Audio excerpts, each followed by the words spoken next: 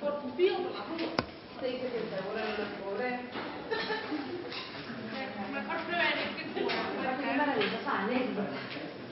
No es una anécdota. Perdón, no lo estoy obligando, pero está... Es medio precaria. No, perdón. Bueno, lo que hago. Vamos a presentar una neurocita. Vamos a ver. Y si no tenemos el aula 15, a ver.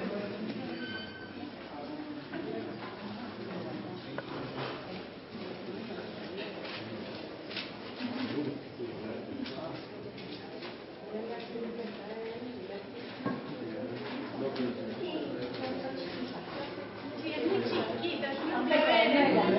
Está linda para el premio invierno. Sí. Hay una corredora, ahí lo podemos pensar. Bueno, si llueve de nuevo, si cae algo más, nos vamos a la aula.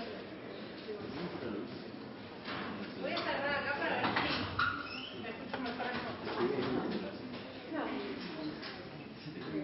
¿no? ¿No? Bueno, a ver. Ya tenemos fechas de los parciales. Hemos visto la unidad número 1, la unidad número 2. Hoy vamos a ver la unidad número 3. ¿Sí? Vieron que las materias normalmente las primeras unidades pasan como muy rápido, no se ve. Le hemos dedicado atención a algunos temas. En la unidad número 1, ¿qué tema le dedicamos muchísima atención? Función administrativa. Función administrativa. Conceptos, caracteres, diferenciarla del resto de las funciones, y había una función especial que era la función jurisdiccional de los órganos administrativos. ¿Sí? Unidad número 2. Hay varios temas importantes ahí. ¿Cuál fue el primero? Sí. Concepto de Bien común. bien común. Bien. Interés general, nosotros lo denominamos bien común. Y lo estudiamos de dónde. De la corte, de la americana. Perfecto. Les mandé el mail donde tienen los links a las dos opiniones consultivas. Que las podían hacer por ustedes. Pero bueno, ahí tenemos. ¿Estamos? Base. ¿Cómo está? ¿Qué otro tema importante tenemos en la unidad número 2? Hicimos una clasificación de la función administrativa. ¿Se acuerdan? Un cuadrito. Y diferenciamos distintas manifestaciones de esa función administrativa. ¿Cuál era la primera que vimos? Por la regulación normativa. Puede ser. Por la regulación normativa, ¿de qué hablamos? Perfecto. Vimos la diferencia, vimos que pensaban vimos 5 maneras de controlar la discrecionalidad por parte de la jurisprudencia, de donde hablan los estudios criminales. Y decíamos, ¿la discrecionalidad es algo malo o negativo? No. ¿Qué es lo negativo? ¿Cuál es el vicio? Arbitrariedad. La arbitrariedad. Perfecto. Una manifestación, una forma de manifestarse de la función administrativa. ¿Es extraña a la legalidad y discrecionalidad? No. ¿Dónde tiene su origen? Es sublegal y sub... La discrecionalidad. ¿Dónde tiene su origen?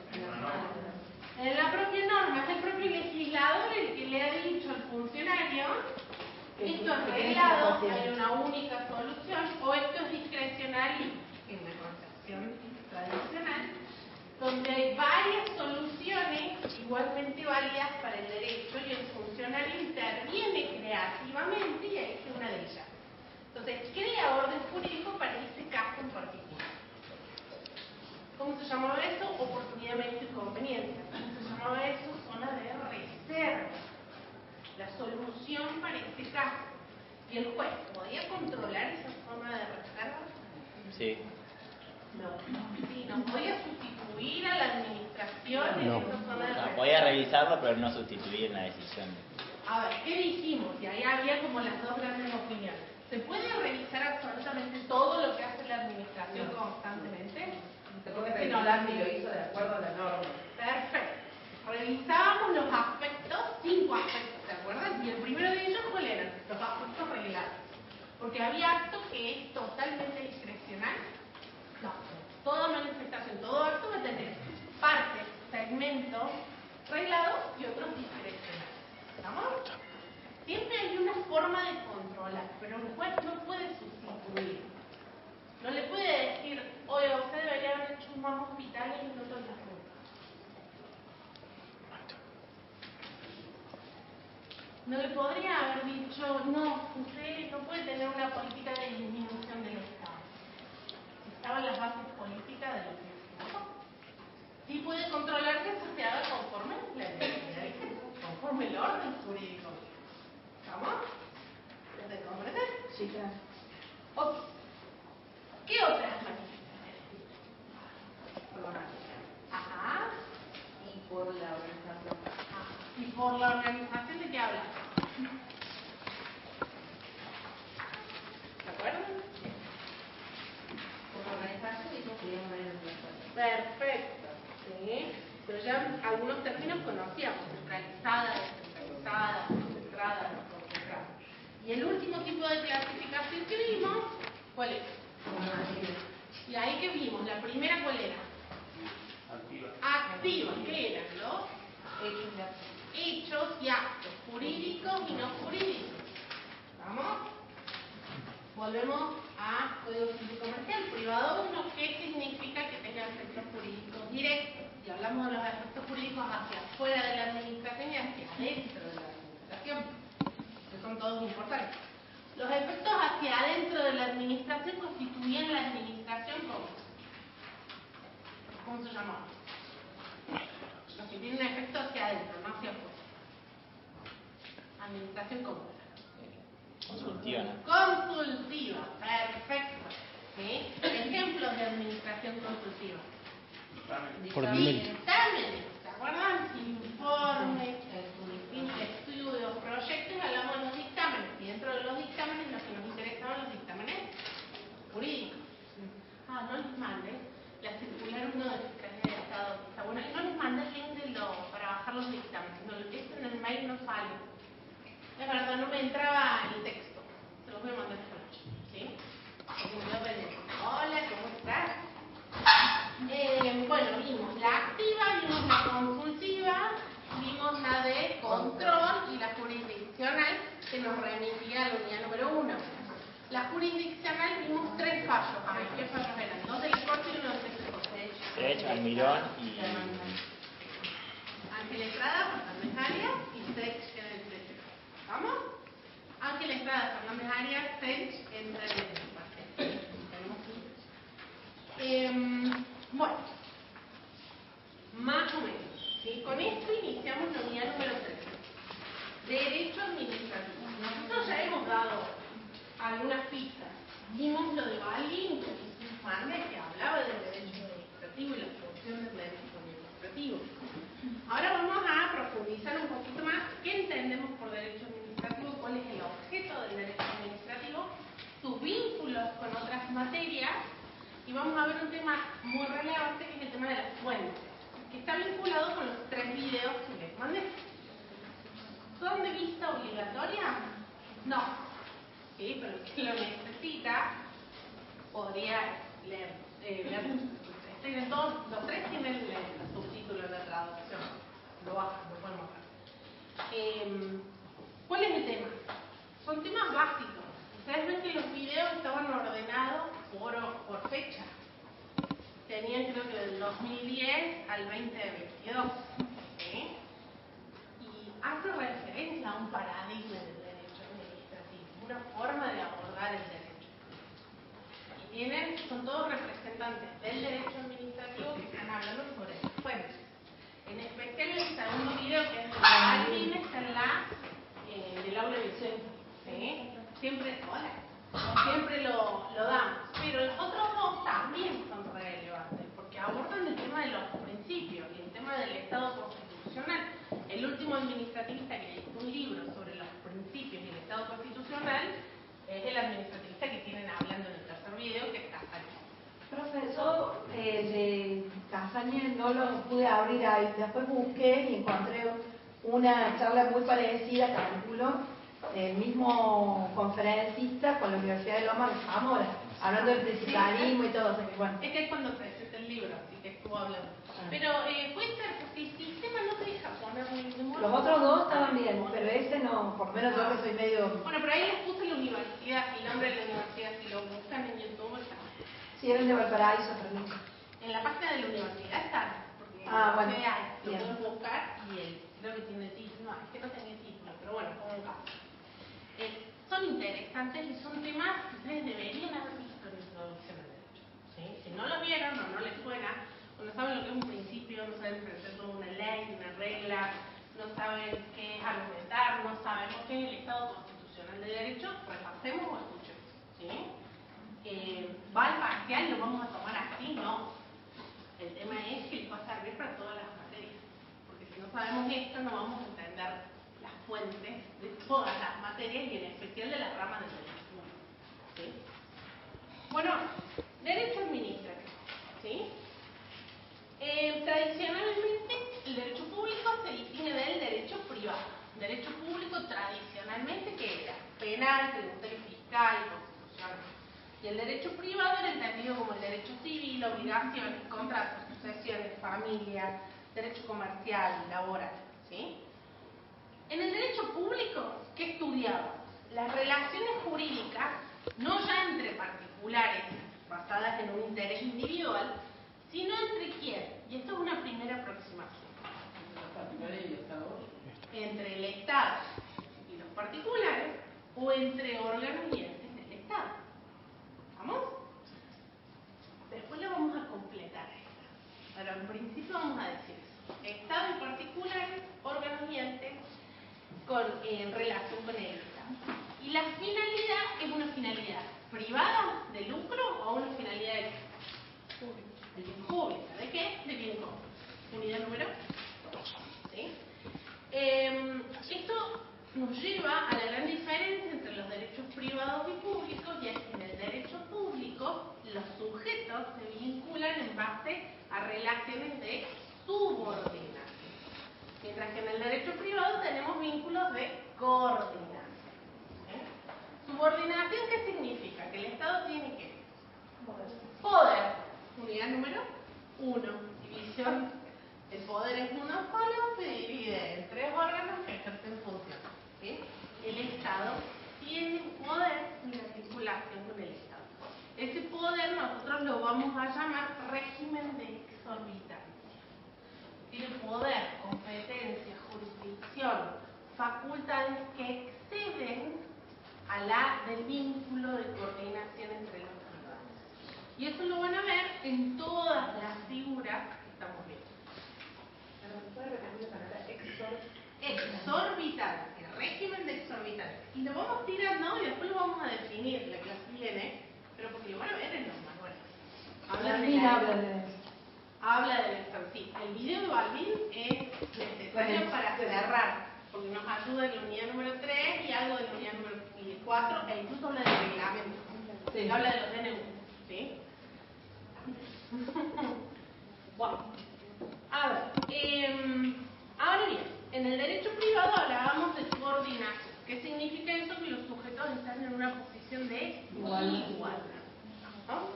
Ahora bien, ojo, porque Castaña, el autor que les habla en el tercer video que mandé, habla de que el derecho administrativo es una categoría histórica.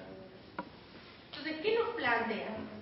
Que de acuerdo al contexto histórico, ¿sí?, y del espacio territorial en el cual se va a ejercer ese derecho va cambiando en sus principios, en sus caracteres, en sus figuras. ¿Sí? Entonces dice, ojo, esta diferencia tan tajante entre subordinación e igualdad no está. ¿Por qué? Porque nos está dando el pie a lo que es el nuevo paradigma del derecho administrativo, que trata de dejar de lado esta desigualdad entre las partes, aunque no puede del todo. ¿Por qué? Porque el derecho administrativo era ¿qué? Era el brazo legal del Estado. Era esta contradicción. Por un lado, el argumento legal que blinda la actuación del Estado. Y por el otro lado, la finalidad que tiene que ver con ¿qué? Con el ciudadano, su libertad, sus garantías, ¿sí?, sus derechos. ¿Qué más? ¿Sí?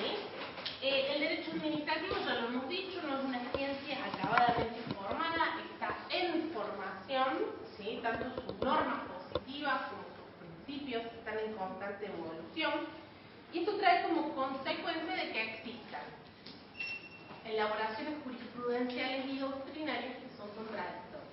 Entonces, en muchos temas, nosotros vamos a decir, tal autor piensa tal cosa, tal autor piensa tal otra, y la jurisprudencia quizás también es contradictoria.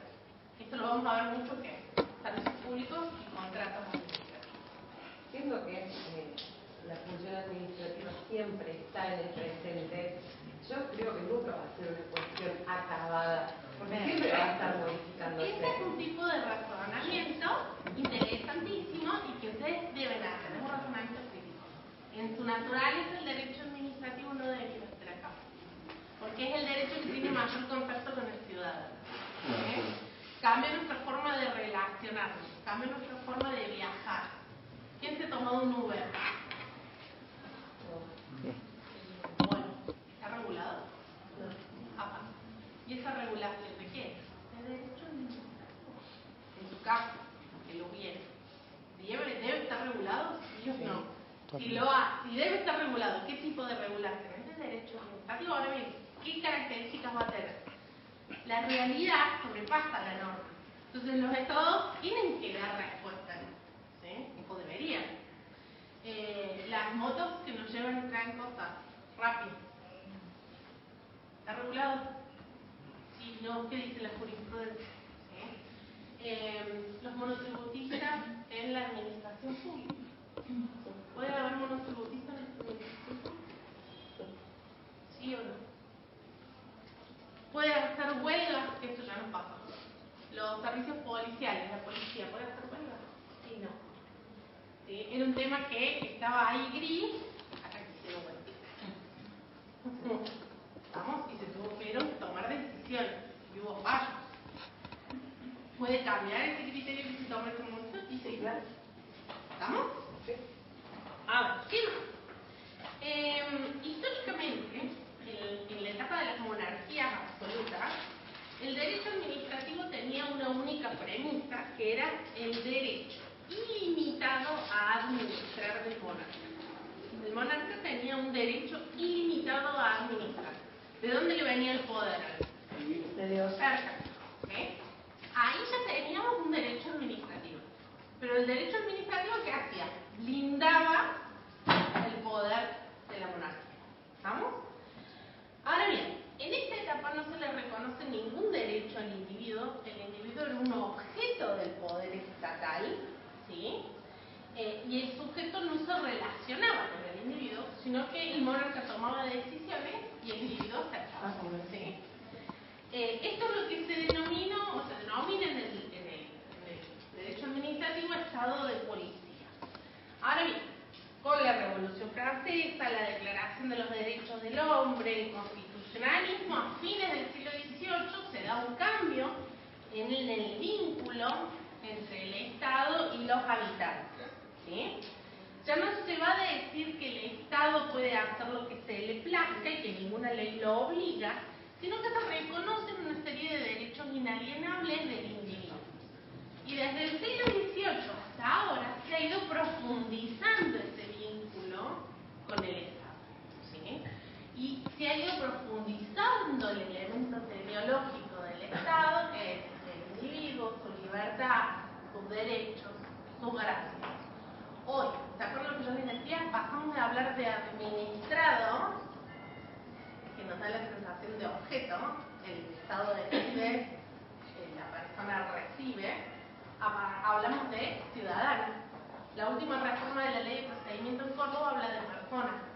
La última reforma en la ordenanza de procedimiento de la MUNI habla de vecino. Cambia hasta el lenguaje. ¿Sí?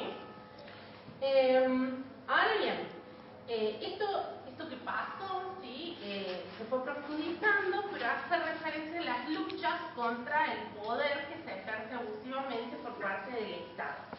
¿Sí? Es de tomar conciencia que los individuos tienen derechos, que los individuos son sujetos y que los individuos pueden impugnar decisiones del Estado que consideran que los van a agraviar.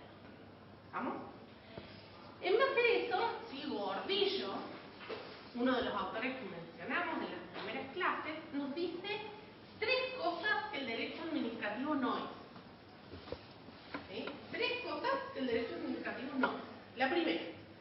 El derecho administrativo no se refiere exclusivamente al servicio público.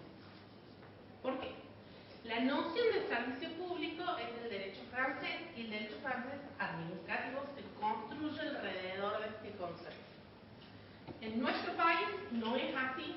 Nosotros tuvimos una fuente del derecho administrativo plural, variada, y es por ello que también tienen relevancia otras figuras como por ejemplo el acto administrativo, el contrato administrativo, el empleo. ¿Sí? Segundo lugar, el derecho administrativo no se refiere exclusivamente a la administración pública. ¿Y por qué no se refiere exclusivamente a la administración pública? Lo vinculemos con lo que ya vimos. ¿Quiénes ejercen función administrativa? Los tres órganos. Ya ustedes sabrán, los tres órganos del Estado. O sea que no voy a estudiar solamente la administración pública. Y yo les voy a dar un pie más. Incluso personas jurídicas públicas, no estatales, e incluso privadas, e incluso personas humanas pueden ejercer funciones. Ese es el plus que vamos a dar la clase que viene. ¿Ven? ¿Cómo ampliamos? Empezamos con algo general y ahora vamos a profundizar. Ni siquiera, no solo el Estado, en cualquiera de sus formas. Personas jurídicas públicas, no estatales, privadas e incluso humanas. EPEC, ¿qué es? EPEC no es un buen ejemplo, porque EPEC no tiene una simplificación, es una descentralización. Esto que acá la compañera cuando vimos la clasificación habla de descentralización. Sí. ¿Se llama así? No. Arca. Bien, hay que cambiar el espacio. Sí. Una obra social. Las obras sociales, vamos a ver qué son las obras sociales, vamos a ver qué es el PAM, vamos a ver, ¿sí? Pero bueno, tienen ejemplos. ¿Quiénes prestan el servicio de agua potable en la ciudad de Córdoba? Agua Cordobesa. ¿Qué es? Una empresa privada. No, es estatal. Pasó a ser estatal ahora. Se entonces centralizó y es mixta. ahora es estatal. ¿Es privada? No, pero es la roja ahora. No, es privada. Vamos a ver qué pasó. Cuando vamos a servicio público lo vamos a hacer. O al revés. Era. Vamos a ver qué pasó. El servicio público, vamos a ver, la titularidad era de la provincia y se la pasó a la municipalidad. Claro. Pero la prestación es de un privado. Sí, de rojo. ¿Sí? Es un privado, pero me está prestando un servicio público. Está concesionado. Entonces va a haber algunos vínculos que son de derecho administrativo. Cuando vas Cordobesa tengo que hacer una obra y por ahí tengo que expropiar parte de mi casa, que tiene que pasar un caño, ¿eso es derecho privado o público? Tiene expropiación. Vamos a ver qué tiene competencia. Si leemos la ley de expropiaciones dice que hasta personas humanas pueden expropiar, que tengan facultades delegadas. Lo vamos a ver en servicios públicos, pero tenemos sujetos privados que están prestando servicios públicos y tienen poderes. ¿Me hacen pagar el medidor? ¿Podría el privado hacerme pagar el medidor? Coniferal, la empresa privada Coniferal presta un servicio público. Perfecto. Coniferal puede, por ejemplo, decir, no me alcanza la tarifa, no voy a prestar más servicios. No. ¿No? Bueno, si fuera una privada, un vínculo totalmente privado frente al incumplimiento, ¿yo qué hago? Ya sí, también con Esto no sucede. Es un privado en el marco del derecho público. Pero vamos a ver que tiene aspectos públicos y privados, porque el derecho administrativo es muy complicado. Pero esto es como una introducción. No es únicamente, o no voy a estudiar únicamente a la administración pública, porque si no, ¿qué hago con todos estos entes, todas estas figuras que están dando vueltas? ¿Sí? ¿Cuál es el objeto para nosotros del derecho administrativo? El concepto de función administrativa. Entonces, si la función administrativa la pueden ejercer personas jurídicas, públicas, no estatales, privadas e incluso las personas humanas, ya abro el campo de juego y me voy de solo el órgano administrativo. Y tercero, el derecho administrativo no solo estudia las relaciones de la administración pública, relaciones de la administración pública. Aun cuando yo tengo un concepto amplio de administración pública o de Estado y abarca todos estos órganos de los cuales estuvimos hablando, esto no sería suficiente en el sentido de que no solo va a estudiar las relaciones o las vinculaciones entre estos órganos y entes y los particulares, o entre los órganos y entes sí, sino que también va a estudiar la organización interna de la administración, la estructura orgánica, la estructura funcional, los medios, los recursos de los cuales se sirve la actividad administrativa, las formas que adopta. Acá que tenemos responsabilidad del Estado, dominio público y privado, bienes públicos y privados, ¿sí? Es mucho más amplia que solo las relaciones de la administración, ¿sí? Entonces, para simplificar, ¿qué estudia el derecho administrativo? ¿Qué estudia? El ejercicio de la función administrativa. Por eso le dimos tanta relevancia al concepto de función administrativa. El objeto del derecho administrativo es el ejercicio de la función administrativa. Es el elemento de síntesis de todo el programa. En todas las unidades del programa ustedes van a estar hablando de función administrativa. ¿Vamos? ¿Qué nos dice Gordillo? Para seguir con el mismo autor. Nos dice que el derecho administrativo es la rama del derecho público que estudia los principios, eso los mandamos en los videos, los principios y las reglas que rigen el ejercicio de la función administrativa y la protección judicial existente contra esta. Ejercicio de función administrativa, protección judicial existente contra esta. Ahora, ¿de qué está hablando acá protección judicial existente contra esta? ¿De qué habla? ¿Por qué abre Gordillo? ¿A quién está poniendo en el centro acá? A los ciudadanos. Al ciudadano que se ve afectado por el ejercicio de la función administrativa. ¿Ven cómo vamos abriendo los conceptos? Bueno, ejercicio de función administrativa. ¿Sí? Vamos a analizar no solo la actividad administrativa en sí misma, sino también 5 aspectos. ¿Quién ejerce la función administrativa? Y ahí vamos a ver la organización administrativa, agentes públicos, órganos y entes estatales. ¿Qué forma reviste el ejercicio de la función administrativa? Ya vimos las 3 formas básicas. ¿Cuáles eran?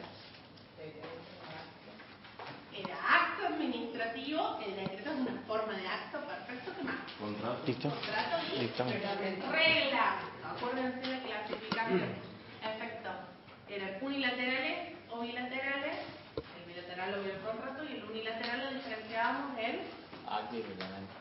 claro. ¿Y por qué? Por los efectos. Y decíamos efecto general e individual. ¿Cuál tiene efecto general? El Reglamento. Más parecido a qué? A la función legislar. ¿Estamos? Bueno. ¿De qué medios se sirve esa función administrativa? Acá hablamos del dominio público y privado. Todas estas son unidades del programa, ¿no? Es como para que ustedes vean que vamos a estar hablando siempre de función administrativa. ¿En qué atribuciones se fundamenta? Y acá vamos a tener poder de policía, facultades regladas y discrecionales de la administración, por ejemplo, y finalmente, ¿qué límites tiene? Es decir, los recursos administrativos y judiciales que yo puedo presentar, es decir, el agotamiento de la vía y luego la vía judicial, ¿en qué sede? Contencioso administrativo, porque el ejercicio de la función administrativa siempre es subjudicial. Primero agoto la vía porque yo colaboro y después me voy a la vía judicial. ¿Estamos? ¿Qué más tenemos en cuanto a los límites? Por ejemplo, la responsabilidad del Estado, que es una de las últimas unidades del programa, que está vinculado con la vía recursiva también. ¿Sí? Y en segundo lugar, la protección judicial exigente contra el ejercicio de la función administrativa. Y esto nos permite diferenciar a los estados totalitarios de los estados de derecho, o lo que plantean en estos videos, el estado constitucional de derecho, en el sentido de que el ciudadano tiene una protección judicial frente a las decisiones de la administración en sentido amplio que afectan sus derechos o sus intereses. ¿Sí? ¿Qué más? Acá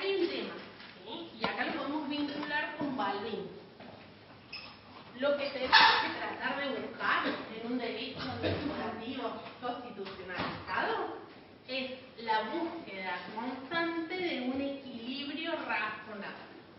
Búsqueda constante de un equilibrio razonable. Yo me encanta. ¿Sí? Un equilibrio razonable. ¿Entre qué? El poder del Estado para poder tomar decisiones en el ahora y la protección de las garantías, derechos y libertades de los ciudadanos. ¿Estamos? Que es el elemento teleológico de la materia. Esa contradicción intrínseca. Unidad 3, y seguimos repitiendo lo que dijimos la primera vez. ¿Sí? A su vez, el derecho administrativo tiene dos características que se conocen ambos en otras materias, que es el ser local y el ser dinámico. ¿Qué significa que es local? Porque hablamos de derecho administrativo en todos los niveles. Hablamos de derecho administrativo municipal, nacional. Perfecto, nación, provincia y municipio. ¿Pero por qué? ¿Cuál es el artículo de la Constitución? ¿Cuál es el encuadre legal? ¿Qué significa cuando una competencia es local? Que no está delegada. Así vinculemos con otras materias, ¿sí? Que no está delegada, artículo 121 de la Constitución Nacional, que decía las provincias se arrastraron todas las potestades o competencias que no han sido delegadas de la nación. Y eso lo replicábamos en los gobiernos locales. Los que se basan en que los gobiernos locales son previos a la existencia de las provincias y tenemos un problema. Derecho público. ¿Sí? Pero en principio lo reiteramos. ¿Estamos? Obviamente, esto de localidad no quita, con la reforma constitucional, a que tenemos atravesado todo lo que es el derecho internacional de los derechos humanos, ¿sí? Que no se puede negar. Y por último, el tema de que es dinámico. ¿Sí? La finalidad es la satisfacción del bien común y actúa en el ahora. Así que está constantemente cambiando.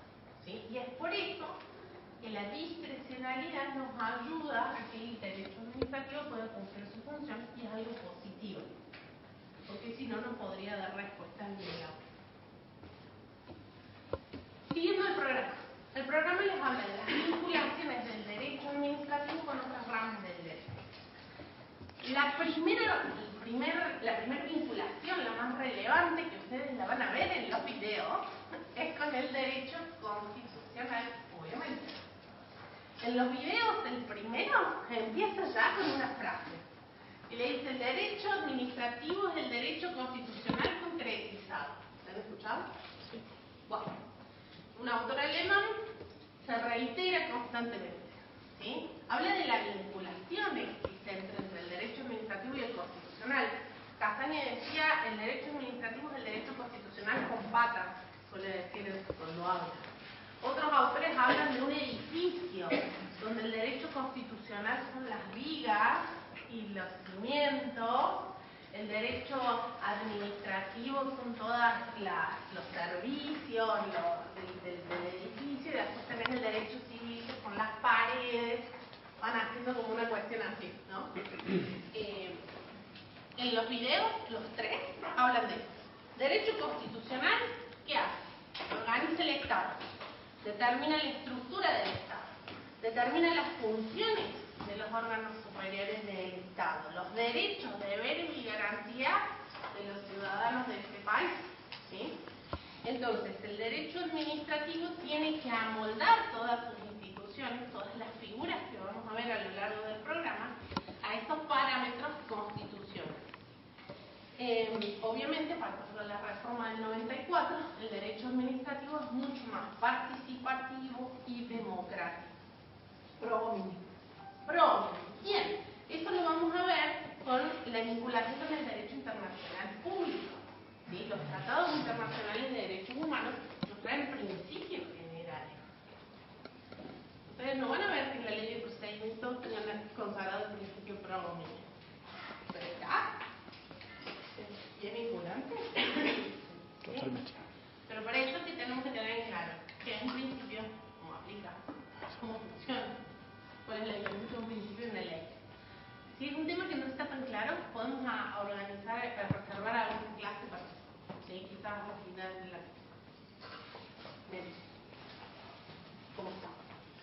Bueno, a ver, derecho penal. ¿Sí? El Código Penal contiene numerosos términos en cuanto al lenguaje que son propios del derecho administrativo. Ustedes leen el Código Penal y se van a encontrar con ¿qué? Servicio público, autoridad competente, reglamento, administración pública. Estos son dos términos que los definen el derecho administrativo. A su vez, hay numerosos principios del procedimiento penal o del proceso penal que se aplican al derecho administrativo. Se aplican directamente al derecho administrativo sancionador, cuando la administración o el Estado sanciona a sus empleados. ¿Se acuerdan que lo vimos como un ejemplo?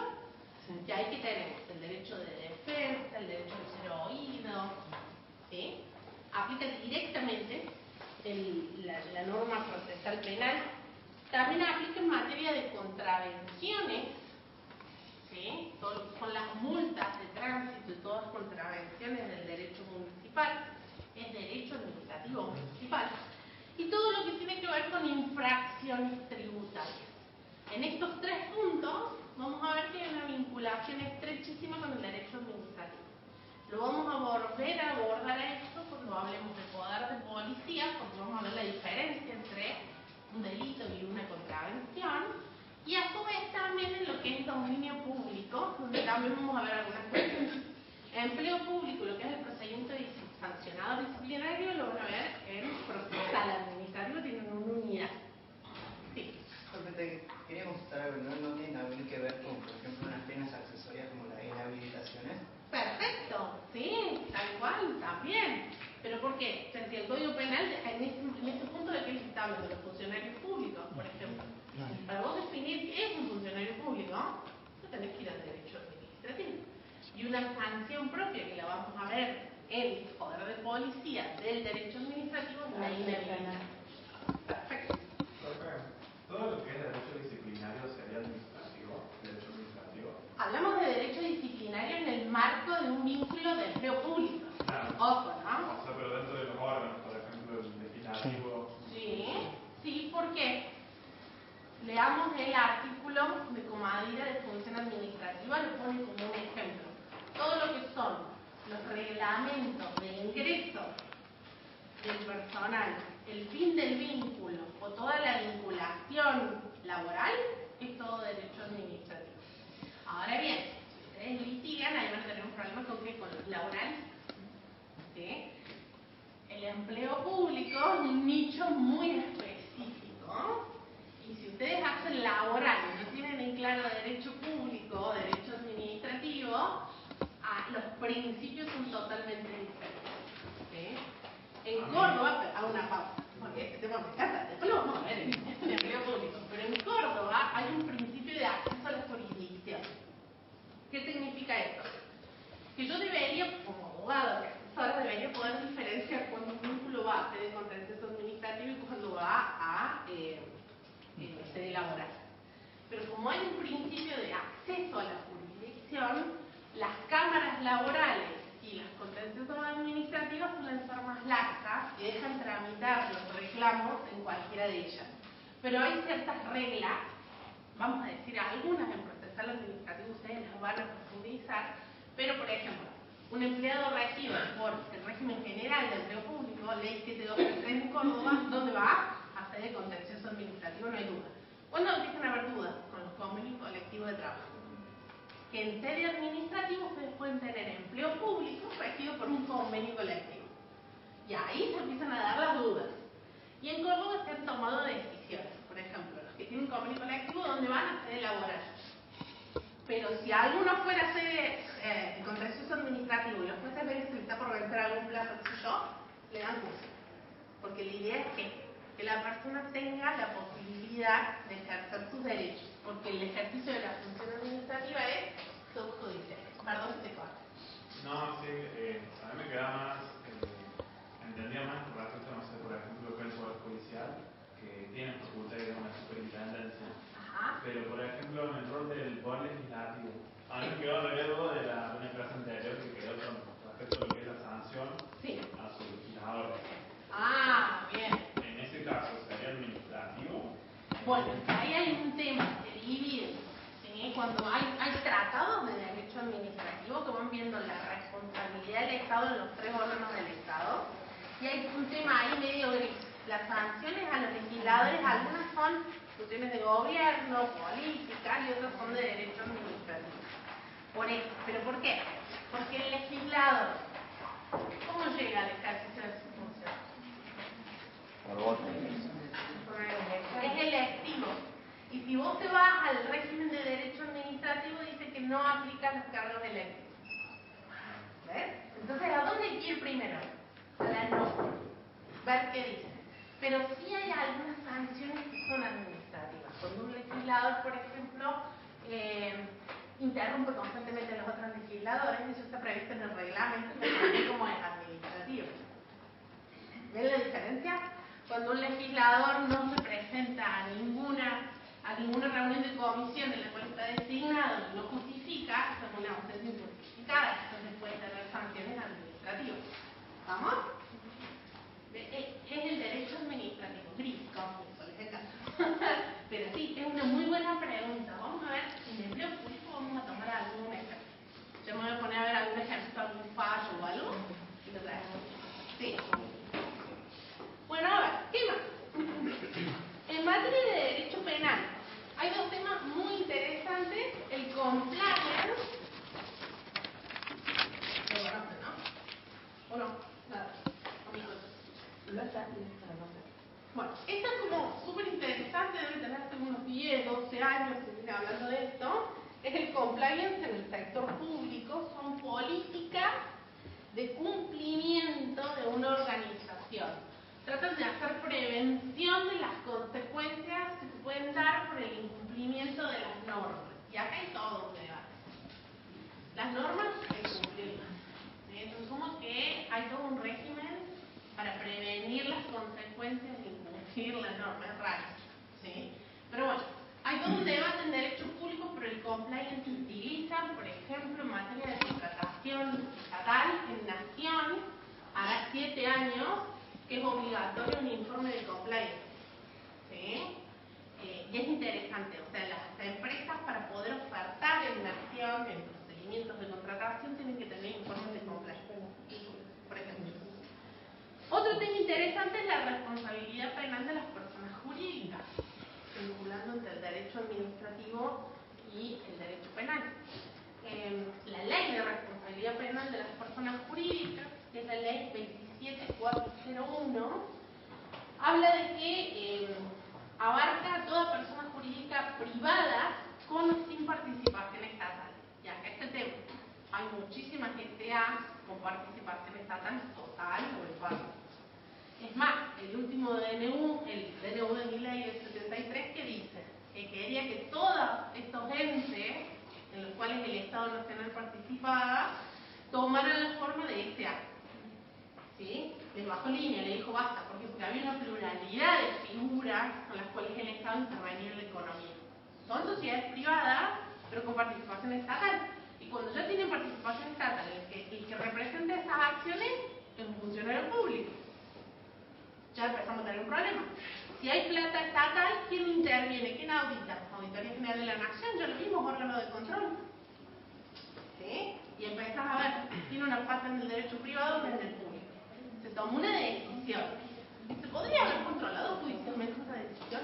Y decir, no, ¿por qué exigís que todo se transforme en el SEA?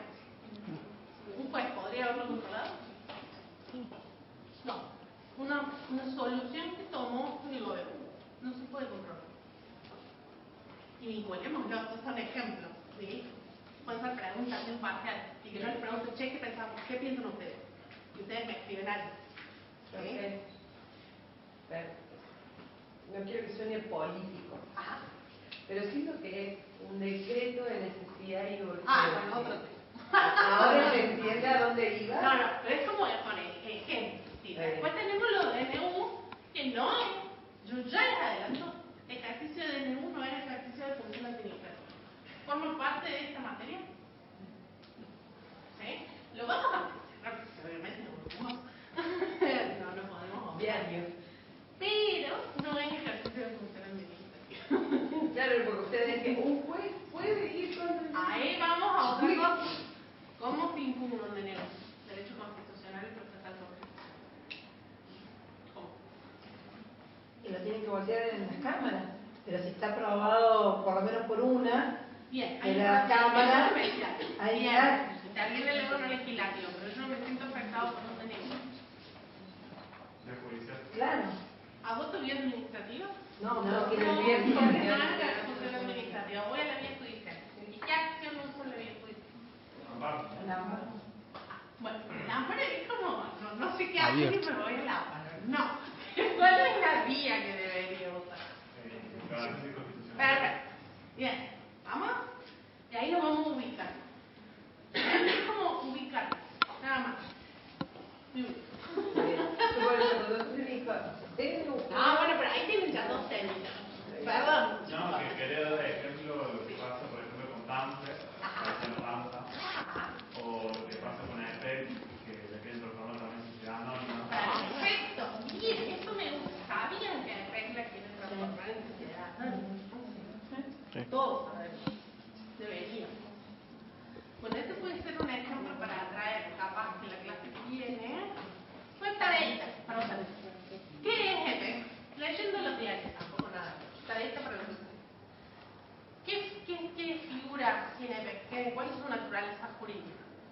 Y pues me cuentan qué pasa con esto de transformar en ese. ¿Es estatal o no? No, vamos a ver la clase que viene. Ustedes investigan y hablamos. Va a ser un ejemplo. ¿Sí? ¿Qué es EPEC? La verdad es un ejemplo difícil para ustedes después. ¿Qué es EPEC y qué está pasando alrededor de él? ¿Por qué? ¿Quién lo dice? ¿Es obligatorio? No. ¿Es una decisión política discrecional? Sí, no. Bueno, ¿y qué pasaría? A ver, si quiere alguno tirar algún... ¿Qué pasa con los empleados? No sé. Está relacionado con lo que usted dijo, de lo que incluye el DNU. Bueno, bien, vamos a ver, ¿sí? Lo arman para la clase que viene y lo tomamos como un ejemplo. Algo que no con acción o todo ese tipo de cosas. Perfecto. Bueno, a ver. Tercera vinculación. Derecho financiero tributario. Hablamos del derecho presupuestario, régimen de recursos públicos, gastos públicos. ¿De qué? De arcas. Como está avanzando la actual figura. Todas estas son herramientas de derecho administrativo. ¿Sí? Los procedimientos que utilizan son de derecho administrativo, el poder de policía, el poder de aplicar sanciones. ¿Sí? Derecho internacional público, obviamente a través de la artículo 75, inciso 22 y 24 de la Constitución Nacional, que se modifica el sistema de fuentes en nuestro país y en particular lo que nos interesa, las fuentes en el derecho administrativo. Y acá tenemos la introducción de todos sus soft law con ciertas condiciones que surgen de la propia Constitución que lo vamos a ver, y todo lo que son los principios generales que surgen de estos tratados. Ejemplo que nos había dado la compañera, pro homine, ¿sí? ¿Qué más? El principio de progresividad, el principio de no regresividad, la confianza legítima, la buena fe, el control administrativo suficiente, que es la manifestación de control judicial suficiente en sede administrativa, el principio de buena administración. Si nosotros leemos la modificación que se introdujo en este gobierno en la Ley de Procedimientos Nacional, vamos a ver varios de estos principios que ya están positivizados en la norma. Significa que la norma actual los manifiesta, o sea, expresamente habla de estos principios. Esto es un avance, es algo bueno.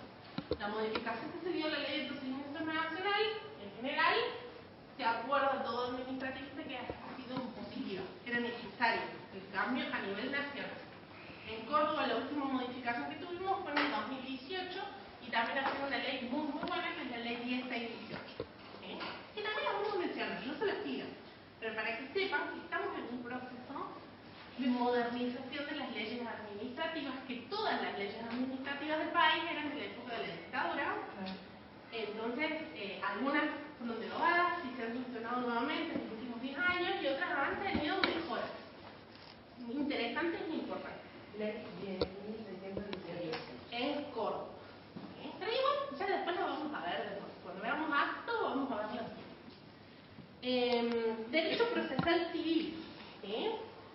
En el procedimiento administrativo y en el proceso contencioso administrativo se utiliza la aplicación supletoria de las normas y los principios del derecho procesal civil. Así que es muy relevante porque hay muchísimas figuras a las cuales vamos a remitir o al Código Civil o a la normativa procesal civil. Incluso, por ejemplo, en los caracteres del acto, hablamos de la ejecutividad y la ejecutoriedad, donde nos vamos a ir a los códigos procesales civiles y comerciales de cada gobierno local. ¿Sí? Un contrato. ¿Dónde está el concepto de contrato? Sí, sí. El concepto de acto y hecho. Sí. El régimen de nulidad. ¿Dónde está? Parte No final. podemos escapar del Código Civil. Y acuérdense, por eso hablábamos de una comunidad de normas, que hoy hablábamos de un derecho común, no se habla más de derecho público-privado. ¿Sí? Por eso sí que hago la aclaración, cuando hablamos de público y privado, conceptos tradicionales, planteos tradicionales. Ustedes ya saben lo nuevo, ya entraron. Deberían haber entrado desde IECA con otro lenguaje. Yo como soy grande. Entonces, bueno, ustedes ya deberían usar otro lenguaje. Bueno, derecho laboral. ¿Sí?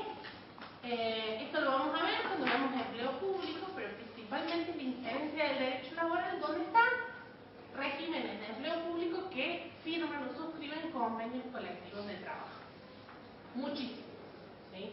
EPEC, apropiabilidad, salud,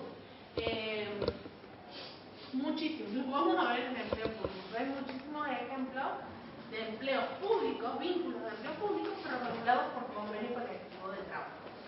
Lo que sí, esto ya lo incorpora.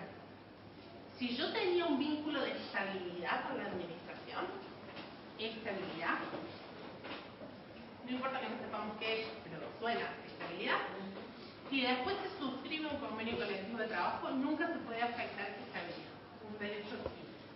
Eso es un fallo muy relevante que se llama Madorran y lo vamos a ver en el empleo. ¿Vamos? Derecho privado. De nuevo, ya lo mencionamos, tiene mucha relación con lo que es el derecho procesal civil, pero, de nuevo, capacidad de las personas, donde la tenemos, Código Civil y Comercial. Régimen de las personas jurídicas, la teoría de los actos jurídicos, los contratos, régimen dominial. Responsabilidad del Estado. Ahora está excluida del Código Civil. Antes, si no, nos referíamos al Código Civil. ¿Sí? Bueno, a ver. Reforma el Código Civil y Comercial en el derecho administrativo. Seguimos los puntitos del programa. La reforma tanto del 94 de la Constitución como el nuevo Código Civil y Comercial sentaron las bases del cambio de paradigma que hablábamos en la materia. Hay un acercamiento entre el derecho público y el derecho privado y ustedes tienen que saber de memoria los tres primeros artículos del Código Civil. Artículo 1, artículo 2 y artículo 3. Fuente y aplicación, interpretación y el deber del juez de resolver. ¿Sí? Porque esta es la puerta de entrada, ¿sí?, a lo que es el nuevo régimen de fuentes de todo el derecho. ¿Sí? Pero que en materia de derecho público y de derecho administrativo tuvo un gran relevo. ¿Sí? Fuentes y aplicación, los casos de este código deben ser resueltos según las leyes que resulten aplicables conforme que Constitución Nacional, Tratados de Derechos Humanos. ¿Sí? Se tiene que tener en cuenta la finalidad de la norma, los usos, prácticas y costumbres que son vinculantes cuando las leyes o los interesados se refieren a ellos o en situaciones no regladas legalmente. Interpretación. La ley siempre debe ser interpretada teniendo en cuenta palabras, finalidad, las leyes análogas, las disposiciones que surgen de los tratados sobre derechos humanos, los principios, los valores jurídicos, de modo coherente con todo el ordenamiento. Todo lo que venimos diciendo desde la primera clase está sintetizado. ¿Sí? De memoria. ¿Sí? O al menos saber qué dice, pero no para esta materia, para todas. Y el tercero, el deber de resolver. El juez debe resolver los asuntos que sean sometidos a su jurisdicción mediante una decisión razonadamente o razonablemente fundada. ¿Sí? La razonabilidad que nosotros ya la hemos visto como una forma de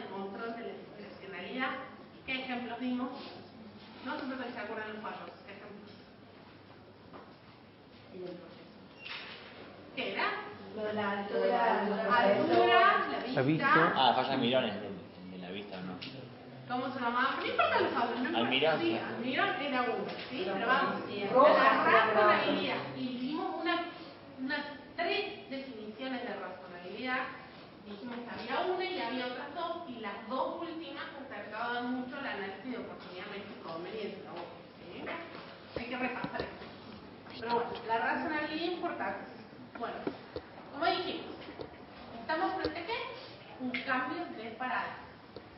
Los conflictos entre derechos, tomando Balbín, cuando tengamos un conflicto entre derechos, tanto el Estado, quien ejerce función administrativa, como el juez, tienen que resolver conforme a la Constitución, tratados internacionales, código civil y comercial.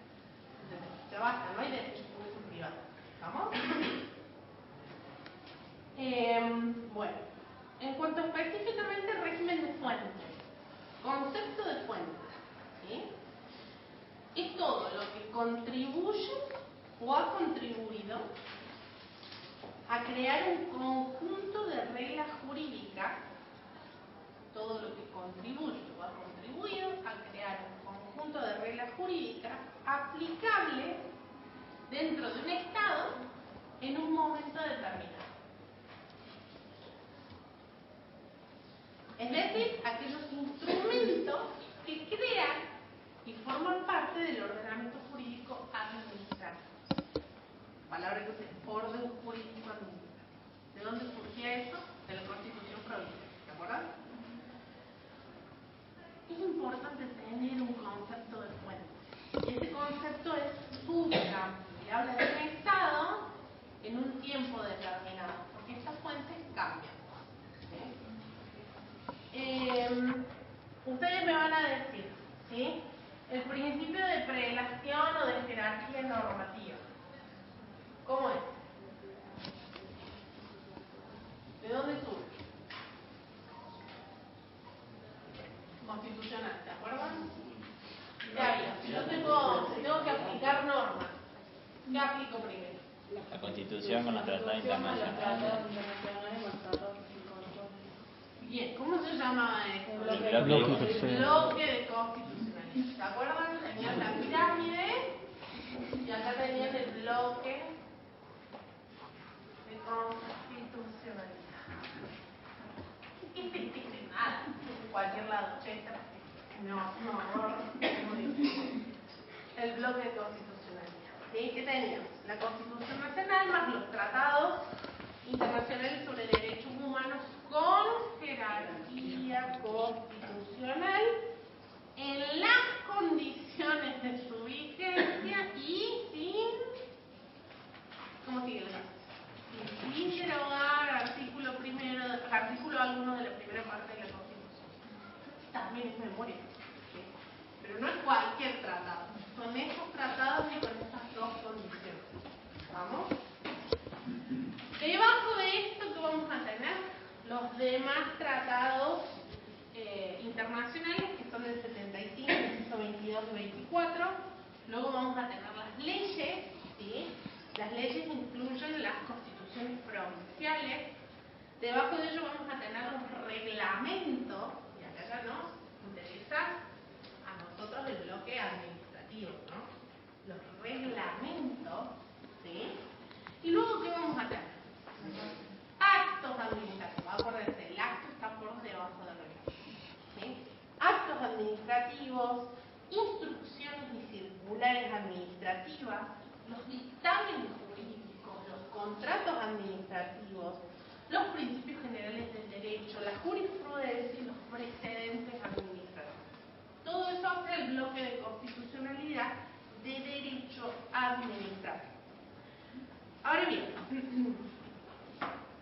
en relación a los tratados internacionales de derechos humanos, la Corte Interamericana de Derechos Humanos, ustedes ya lo saben, planteó la obligatoriedad para los Estados partes de realizar control de convencionalidad, es decir, contrastar las decisiones con los principios y las normativas de estos tratados de derechos humanos, del Pacto de Costa Rica en particular, ¿sí?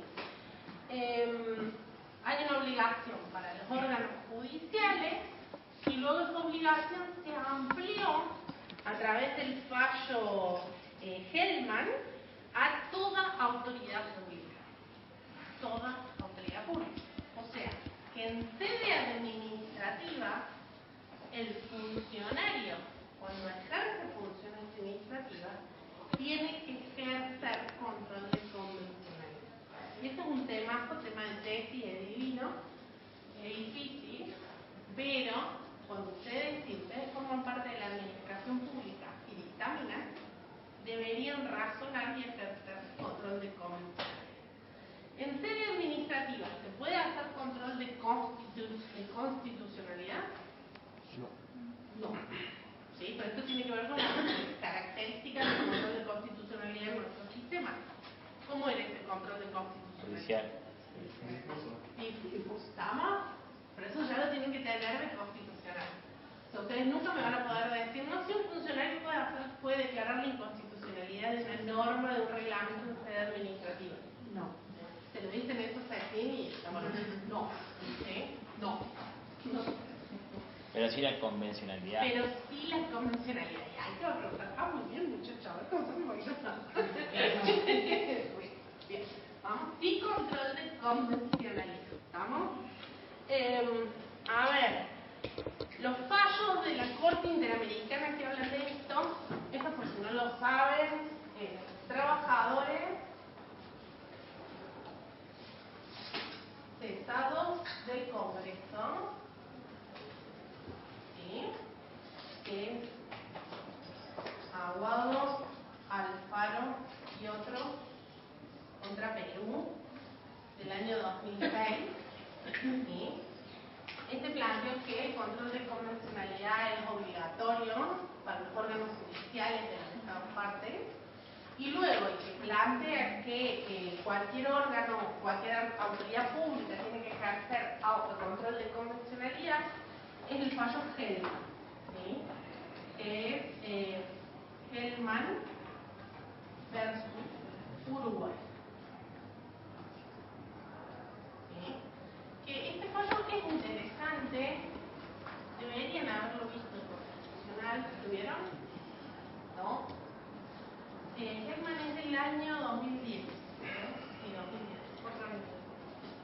Es interesante porque se estaba hablando de, eran leyes de caducidad sobre los crímenes cometidos en la dictadura en Uruguay.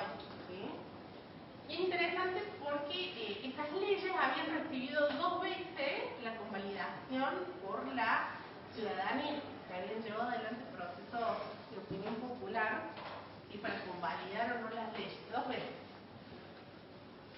Algunos grupos no estaban de acuerdo, y acuérdense que es común, minoría, la minoría queda excluida o no. Llegan a la Corte Interamericana y la Corte Interamericana dice no. No solo el órgano judicial, sino todas las autoridades públicas tienen que realizar control de convencionalidad, contrastando las decisiones con los principios y las normas del Pacto de Transporte de Cosas. ¿Sí? Y les dice, y no importa que tenga legitimación popular tampoco. Entonces es interesante el fallo para analizar cómo funciona el sistema, ¿sí? Interamericano de derechos humanos. ¿Estamos? Si no lo leyeron, los invito a leerlos, son muy interesantes. ¿Qué dice con este textual? El control de convencionalidad es función y tarea de cualquier autoridad pública y no solo del Poder Judicial. Ahora, en relación a lo que dijo el fallo del Uruguay, pensaba, digo, hasta qué punto quedaba la ciudadanía. Porque, digamos, es la Corte Interamericana y va en contra de algo que votó la ciudadanía. Perfecto. ¿Y esto nos lleva a qué? A un punto que en realidad no está en el programa que lo daba, ¿no? ¿Qué fallo se habló de esto? ¿El de Sofón? ¿Cuál era? ¿Cómo se llama? Eumequian. No, el nuevo, el de Mérez. ¿Cómo se llama? Ministerio de Relaciones Exteriores y Culto sobre el informe de sentencia dictada en el caso Fontevecchio. Fontevecchio. ¿Sí? Contra David.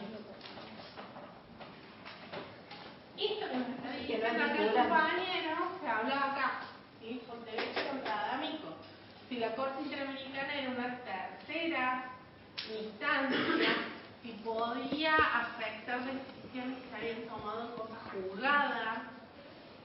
¿Sí? Bueno, este fallo, si bien tuvo una gran repercusión, se escribió mucho, se hicieron congresos, en realidad no cambió mucho en la práctica. ¿Sí? No hubo un cambio en la práctica. Lo cierto es que al haber adherido al sistema interamericano, no hay duda de que las decisiones de la Corte son vinculantes, ¿sí? Y no hay duda de que hay un sistema protectorio de los derechos y de las garantías. Entonces, este fallo Hellman, si bien ha sido muy debatido, y si ustedes googlean, van a salir muchas opiniones a favor o en contra, y establece un criterio importante de protección de derechos humanos, ¿sí? No puede declararse que no se van a investigar este tipo de crímenes, por más de que tengan legitimación pública. Es un criterio que tiene que ver con ¿qué? Con el concepto de bien común. Gusta o no gusta, es un concepto. ¿Sí? Por eso cuando yo les decía, analicemos esto, donde me paro, cuáles son las decisiones. El sistema es muy razonable en eso. Específicamente en materia de derechos humanos, el profesor Ávalo siempre plantea que para interpretar normas de derecho internacional sobre derechos humanos hay que tener 3 pautas. Y yo te las digo porque me parece que hay muchos fallos, ustedes van a ver los fallos actuales, no solo de derecho administrativo, de todas materias, se mencionan muchos tratados internacionales, no sé si lo han notado. Sí. Muchas veces no fallan con norma local, sino que te mencionan el tratado y parece estar visto como el encuadre en la sentencia. Los jueces en general utilizan estas 3 pautas. Primero, la especificidad de los derechos humanos. ¿Sí? La temática trasciende el interés de las partes y concierne a la comunidad internacional toda. No es solo para estas partes, es para todos. Y esto lo vemos mucho en los casos que falla la Corte Interamericana, por ejemplo, en violencia de género. Hay toda una doctrina muy interesante, una jurisprudencia muy interesante, e incluso Argentina ha sido condenada en varias ocasiones por violentar las normas y los principios que hacen a la protección de las mujeres, ¿sí? En particular. Vamos a ver algún caso de responsabilidad del Estado y ahí se ve en particular esto de la especificidad del derecho. ¿Sí? En segundo lugar, la jurisprudencia internacional, más allá de Fontevecchia, no hay duda de que la jurisprudencia internacional es fuente de interpretación. Más con la reforma del Código Civil Comercial, ¿sí? Cuando yo lo vinculo con esa reforma. Entonces, cuando se incorporan tratados internacionales y se dice esa frase en las condiciones de su vigencia, cómo han sido interpretados por el tribunal, que en este caso es la Corte Interamericana de Derechos Humanos. ¿Sí? Y esa interpretación no es solo obligatoria para los estados partes de ese caso, sino que es obligatoria para todos los estados del sistema. ¿Sí? Y por último, que siempre va a tener prevalencia el principio que nos dijo acá, que estuvo muy iluminada en el principio de la clase, el principio pro, ¿sí? Que es el artículo 29 de la Convención Americana, y por ende siempre debe estarse a la solución, al resultado que sea más favorable en relación a los derechos, la dignidad y la libertad del individuo. Entonces, de acá lo vinculamos con la discrecionalidad. ¿Hay varias soluciones, todas igualmente válidas para el derecho? Yo lo vinculo con esto, con este régimen, con este nuevo régimen de fuentes. Algunos autores dicen y no. Ese concepto tradicional de discrecionalidad empieza a desdibujarse, porque siempre va a haber una solución que va a respetar más el principio de la ley. Consecuencias, ¿no? Se toma una decisión como Estado, ¿cuáles son las consecuencias? Si yo me voy atrás, puedo ser sancionado. ¿Sí? Y por eso es interesante. En responsabilidad del Estado vamos a ver algunos ejemplos de sanciones contra nuestro país. Por ejemplo, por no modificar administrativos, porque se entendía que había un recurso que afectaba los derechos de ir a la vía superior con amplitud para que se reviera una decisión. Como afectaba la libertad, la Corte Interamericana nos sancionó en varios casos porque no modificábamos el Código de Procedimiento Penal, por ejemplo, de Nación. Bueno, con esto más o menos, ¿sí? Terminaríamos ¿cuánto fecha de este año es? Creo que es 2016-17. Creo que es 2017. 2006, 2010, 2010. Con esto terminamos unidad número 3. ¿Sí? Clase que viene vamos a ver la unidad número 4. Yo les voy a mandar un mail con lo que me quedó de dictamen jurídico. Y unidad número 4 es una unidad larga. ¿Sí? Hay muchos temas, fíjense, que es organización administrativa y lo que son los principios. ¿Sí? Y son relaciones interorgánicas e interadministrativas. Así que también repasamos el Código Civil y Comercial de lo que son las personas, el concepto de personas. Vamos a ir rapidito, pero es una unidad que tiene mucho contenido. Les pido, si puede ser, adelantemos algo, leamos algo del manual, aunque sean los títulos, para que nos sigan. ¿Estamos? Y les voy a mandar en el mail unos artículos de las leyes de procedimiento que quiero que leamos previo a la clase, especialmente el de competencia. Yo creo que es experto. Una formita, entonces el resto de los compañeros, y cuando mandan los mails, esto puede ser o a lo mejor un día anteriormente, la mañana mismo, y yo prefiero trabajo, ni los vi, estoy... No, lo que pasa es que no era la idea para que los vean, pero sí los voy a empezar a mandar los voy a tratar de mandar el día. No. Había que verlo para hoy. No, pero sí se los voy a mandar hoy a la noche. Gracias por los mates, ¿eh? ¿Qué pasa?